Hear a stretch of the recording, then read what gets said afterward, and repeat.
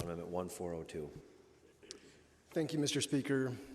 Thank you, ladies and gentlemen of the House. This amendment is about checks and balances. This amendment, more than anything, is about a check on behalf of taxpayers so that they understand and can easily track how their dollars are being spent. Just to review the situation, in September of 2020, independent journalist Laura Belin discovered, and many other journalists further reported, that the governor's office spent nearly $450,000 in CARES Act funds to supplement the salary of 21 employees in the governor's office. They were supplemented under the guise and justification that these were overtime hours being spent during a pandemic. The issue is that once many of us have dug into it, they weren't accounted for the same way that overtime dollars were spent by other agencies and departments during the pandemic. If you go down the list and you look at something like the State Emergency Operations Center or the Iowa Department of Public Health, when they had staff who were working overtime during the pandemic, it clearly delineated where the CARES Act dollars helped to augment and supplement those staff salaries.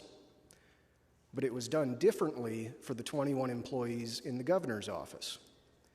Rather than have a direct line item that showed CARES Act dollars had been used to supplement their salary, it got laundered first through the Department of Homeland Security, and there was a single line item that said $448,000, $449 were spent from the Department of Homeland Security on COVID staffing.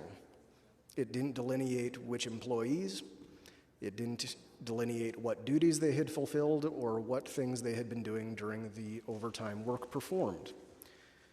So if agencies and departments in the executive branch funded by this budget are transparent in when they pay their staff overtime hours, why should we be treating the governor's office any differently, and why should we expect that taxpayers don't deserve to know that those staff effectively were paid twice, and the dollars that we appropriated as a legislature last year did not revert back to taxpayers?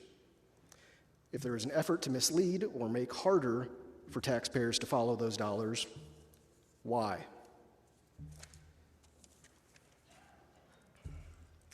As my colleague Representative Hunter alluded to, this would be frustrating enough if you are a taxpayer and you find this out by reading the news.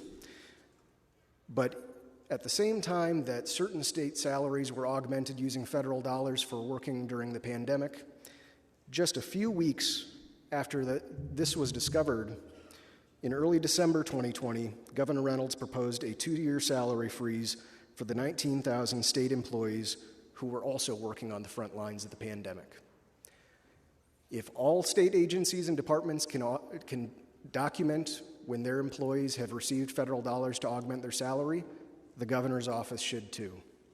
And more than that, if the governor's office and 21 employees in her staff are going to get paid twice by taxpayers, state employees who spent the last several months working on the front lines deserve it too. It's straightforward. I move this amendment. I ask a division and a record.